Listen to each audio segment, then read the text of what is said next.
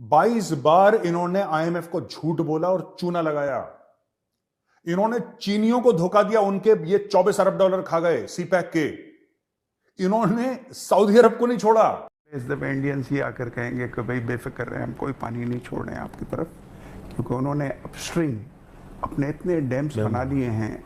अगर आप Indus water commission की बात करें, इतनी बैड परफॉर्मेंस इस मुल्क में, ये जो अयूब खान के ज़माने में जो कुछ हुआ, हमने 3 रिवर सरेंडर की, उसके बाद आपने कुछ रख लिया अपने पास, उसके ऊपर भी इंडिया ने कंटिन्यूसली जो है वहाँ पे अपने अपस्ट्रीम पे डैम्स बनाए। हिंद दोस्तों, मैं महेंद्र शर्मा स्वागत करता हूं वन वर्ल्ड हिंदी में आपका। उम्मीद करता हूं आप खुश और स्वस्थ है। दोस्तों ये दिखाते हैं पाक मीडिया की कुछ लेटेस्ट डिबेट, जिसमें कैसे डिस्कशन किया जा रहा है। ये पाकिस्तानी मीडिया का एंकर ही खुद पाकिस्तान की धज्जियां उड़ा रहा है, क्योंकि आईएमएफ की अगर डील होती है तो पाकिस्तान के सामने जो कंडीशन है आईएमएफ ने रखी है वो क्या इम्प्लीमेंट कर पाएगा। अगर इम्प्लीमेंट कर दी तो पाकिस्तान के पास ऐसे क्या सोर्सेज है कि वो लोन वापस चुका देगा। तो कहीं ना कहीं आज कैसे चुटकी लेते हुए इस पाकिस्तान के एंकर ने ही भारत के साथ कंपैरिजन किया है कि क्या हमारे पास ऐसा भारत जैसा आईटी सेक्टर है जिससे कि पाकिस्तान को वापस उबारा जा सके। तो दूसरी तरफ कैसे मेजर गौरव आर्या ने भी चुटकी लेते हुए, इनकी धज्जियां उड़ाते हुए सीधा सीधा बताया कि ये ऐसा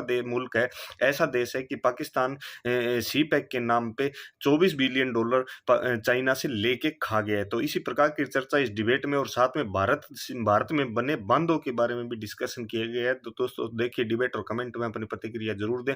लास्ट में आपसे रिक्वेस्ट करूंगा, चैनल पर नए हैं तो चैनल को सबसे पहले सब्सक्राइब करें, लाइक शेयर कमेंट जरूर करें। दोस्तों जय हिंद, वंदे मातरम, भारत माता की जय। दोस्तों भाई आप तो 100 रुपए देने वाले थे एक दिन में, 1 महीना हो गया। चश्मा ऐसे लिया।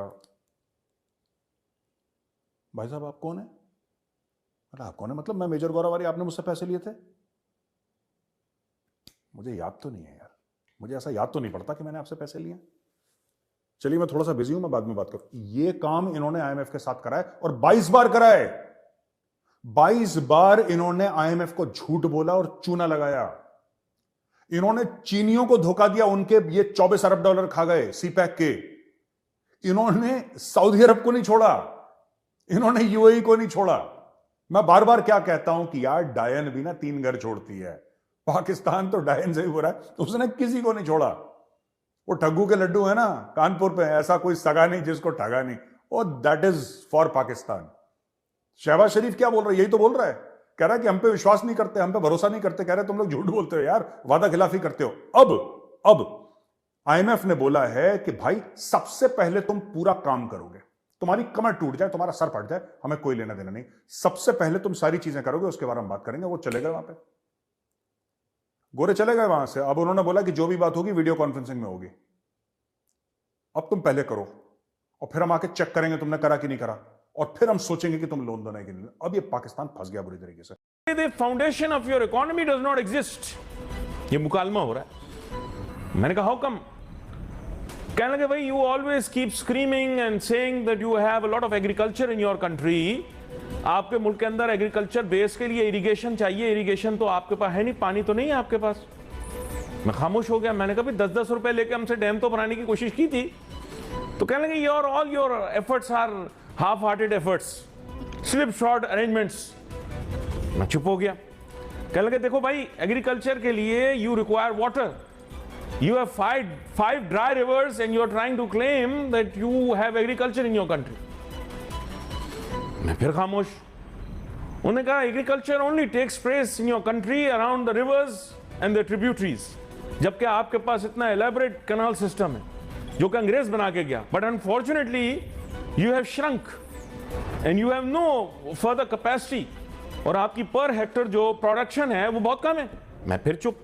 फिर मैंने कहा no we are industrial country. उसने कहा इंडस्ट्री आपके मुल्क में कहाँ है? आप तो खुद एनुअली अपने इकोनॉमिक सर्वे के अंदर बताते हो कि आपके मैन्युफैक्चरिंग सेक्टर के अंदर मिनिस्कुअल इजाफा हुआ। उन्होंने कहा भाई other countries in your region are progressing leaps and bounds in industry. Take for example Cambodia और Laos, even Vietnam, even Bangladesh. तो मैं फिर चुप। मैंने कहा यार, कहने लगे भाई stop falsifying numbers, try to talk on facts. मैंने कहा सर 2 सेक्टर तो आपने गोली मार के गिरा दिया हमारे, एग्रीकल्चर भी मैन्युफैक्चरिंग भी। अब तीसरा सेक्टर हमारा सर्विसेज सेक्टर है। कहने लगे what you want to say that you are good hairdressers and barbers, तुम अच्छे नाई हो। मैंने कहा नहीं सर, ऐसी बात तो नहीं है हमारे यहाँ सर्विस सेक्टर में। कहने लगे मुझे बताओ कौन सा प्रोडक्टिव सर्विस सेक्टर है तुम्हारा, प्रोडक्टिव सर्विस सेक्टर। मैंने कहा आप क्या सुनना चाहते हैं। कहने लगा ऐसा सेक्टर जो इतनी वैल्यू एडिशन करता हो कि उसकी एक्सपोर्ट से आप डॉलर कमाए। मैंने कहा ये आईटी सर्विसेज। या उसने कहा IT services, you are a joke, India's IT exports are bigger than your total exports. मगर this may not be true. चलो जो भी उन्होंने मुकालमा किया मैं उसको फर्जी तौर पर झूठा मानता हूं, और आज अपने फाजिल मेहमान जनाब इंजीनियर M.A. जवाब जो कि नायब सदर है PCCI हैं, उनसे जानने की कोशिश करता हूं। सर वेलकम करता हूं आपको। सर बात कुछ ऐसी है कि ये मुकालमा मैंने आपके सामने फर्जी पेश किया। अब मैं चाहता हूं कि आप हमारे नाजरीन के बारे में बताएं कि ये जिन साहब के साथ मेरी बात हुई, क्या वो सच बोल रहे थे या झूठ बोल रहे थे? क्या हमारा एग्रीकल्चरल सेक्टर एक्सपेंड करने के बजाय श्रिंक हुआ है? क्या हमारे मैन्युफैक्चरिंग सेक्टर के अंदर जो इजाफा है वो सिर्फ हवा है और हवा में महलूल हो गया है? और क्या हमारे सर्विस सेक्टर के अंदर कोई भी ऐसा सेक्टर नहीं है कि जो एक्सपोर्ट के हिसाब से इतना बड़ा हो कि हमें डॉलर कमा के दे? जरा बताइएगा जी। देखें नासिर, बात दरअसल ये है कि जो भी आपने बातें कही उसमें एक जगह पे पानी के हवाले से मैं ये कहूँगा कि अभी एक इंडियन मिशन आ रहा है जी। तो इंडियन मिशन को हम ये कहेंगे कि भाई आप पानी छोड़ने से पहले हमें बता दिया करें, so that we are prepared कि कहीं एक्सेसिव वाटर हमारे पर जो है प्रॉब्लम्स ना क्रिएट करे। मेरा ख्याल है इस दफ़े इंडियंस ये आकर कहेंगे कि भाई बेफिक्र रहे, हम कोई पानी नहीं छोड़ रहे हैं आपकी तरफ, क्योंकि उन्होंने अपस्ट्रीम अपने इतने डैम्स बना लिए हैं। अगर आप इंडस वाटर कमीशन की बात करें, इतनी बैड परफॉर्मेंस इस मुल्क में, ये जो अयूब खान के ज़माने में जो कुछ हुआ, हमने 3 रिवर सरेंडर की, उसके बाद आपने कुछ रख लिया अपने पास, उसके ऊपर भी इंडिया ने कंटिन्यूसली जो है वहाँ पे अपने अपस्ट्रीम पे डैम्स बनाए हैं। अब उस डैम्स की वजह से ये मैं नहीं कहता हूँ कि कवानीन, बैनुल अक़वामी कवानीन जिसके मद में वर्ल्ड बैंक भी शामिल थी, उसके ऊपर कोई इनक्रोचमेंट होगी, मगर चूँकि ये इश्यूज़ उनके हाथ में होते हैं तो वो अगर इंक्रोचमेंट करें, जब तक आप शिकायत करें, जब तक कोई शिकायत का अदाला हो, जब तक कोई चीज़ जो है वो फॉर्मली वो अप्रूव करेंगे, मेडिएट करेंगे, तब तक काम ख़राब हो चुका होता है। अब हम वापस आएँ कि आपने बाकी जो चीज़ों की बात की कि अगर पाकिस्तान की इकॉनमी सस्टेनेबल इकॉनमी होती तो फिर आज 22% ऑफ द एक्सपेंडिचर जिसको हम कहते हैं कि फिजिकल और 10% ऑफ द से कलेक्शंस, इसके बीच में जो इतनी बड़ी दीवार खड़ी हो गई है, उस दीवार को गिराने की शायद कम करने की ज़रूरत थी ऑन अ सस्टेनेबल बेसिस। उस सस्टेनेबल बेसिस में यही जो आपने बातें की कि हमारा मैन्युफैक्चरिंग सेक्टर जो है वो इतना क्वालिटेटिव हो जाता कि हमारा मैन्युफैक्चरिंग सेक्टर जो है वो इंपोर्ट्स के रिडक्शन में मामलत करता। हमारा मैन्युफैक्चरिंग सेक्टर एक सरप्लस मैन्युफैक्चरिंग सेक्टर के हवाले से और क्वालिटेटिव जो है एक कंप्लायंस से वो उस सरप्लसेस को एक्सपोर्ट भी करता। अब अगर हम थोड़ी देर के लिए, आपने जो आईटी की बात की, मेरा ख्याल है कि आपने ठीक की, क्योंकि बांग्लादेश के हवाले से भी हम यही अब देख रहे हैं कि हमारी टोटल एक्सपोर्ट जो है वो बांग्लादेश की सिर्फ एक सिंगल एक्सपोर्ट के ऊपर आई है, जो भी इंपोर्ट कंटेंट बेस पे है। तो कमजोरियां तो हमारे सारे इकोनॉमी में बहुत हैं। You mean to say that Bangladesh's exports only in the textile sector are more than Pakistan's exports? Exactly. लेकिन ये स्टेटिस्टिक्स हैं, आप उसको विजिट करें। अब सवाल ये पैदा होता है कि आखिर बांग्लादेश जो है वो क्यों बेहतर, मैं ये नहीं कहूँगा कि it has fully excelled, but comparatively it has something to claim जो अनलाइक टू अस हमारे क्लेम्स के बरक्स है।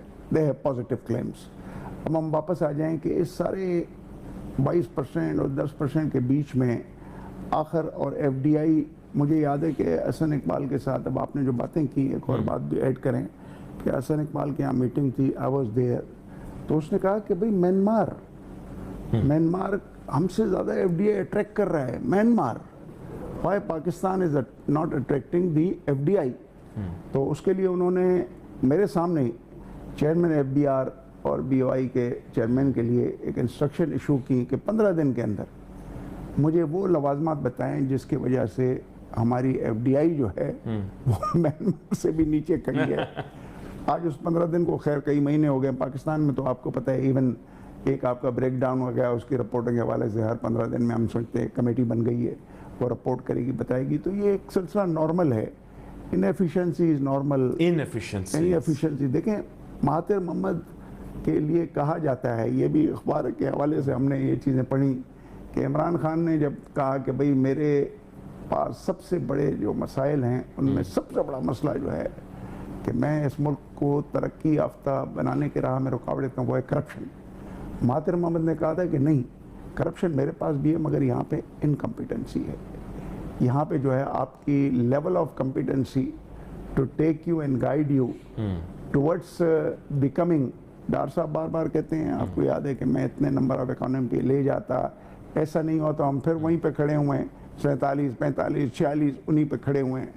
WTO के अगर हम स्टैटिस्टिक्स में देखते हैं, जो भी आपकी बातें हैं उसको हम क्लब करें कि WTO की स्टैटिस्टिक्स में हम देखते हैं कि हम 50वें और 60वें नंबर पर जो है वो अपना इंपोर्ट और एक्सपोर्ट के हवाले से खड़े। एक तो इकोनॉमिक इनएफिशिएंसीज का जिक्र किया इन्होंने ब्रेक से पहले, वो इकोनॉमिक इनएफिशिएंसीज हैं जिनका ये जिक्र कर रहे हैं, बहुत बड़ी नहीं।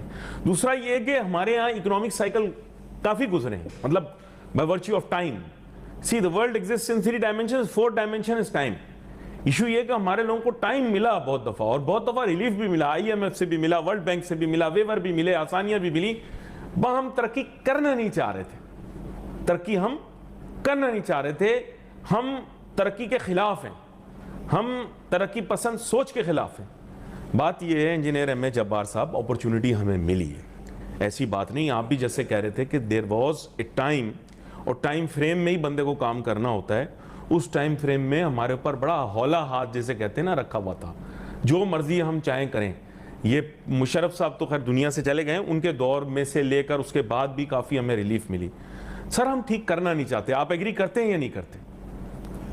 देखें, बात दरअसल ये है कि ठीक करना नहीं चाहते हैं और ठीक करना चाहते हैं के बीच में एक बहुत बड़ी दीवार है। जो मैंने आपको पहले कहा था कि economic management, inefficiency, incompetence, system of governance. आप देखें कि इस वक्त IMF के प्रोग्रामों में जिस चीज़ के ऊपर 2 चीज़ें आती हैं सिर्फ, एक तो आप उनको एक क्वांटिटेटिव आप जो है इंडिकेशंस देते हो कि जनाब मैं टैक्स बढ़ा रहा हूँ, जनाब मैं बिजली के बिल बढ़ा रहा हूँ, इतने बढ़ा रहा हूँ, जनाब मैं जो हो वो अपना गैस के सिलसिले में इतनी जो है वो बढ़ा रहा हूँ, मैं जो हूँ सेल ऑफ एनर्जी तो जो 2 ट्रिलियन की 3 ट्रिलियन की है उसमें से मैं 1.8 जो है वो हासिल कर रहा हूँ, मैं इसको ठीक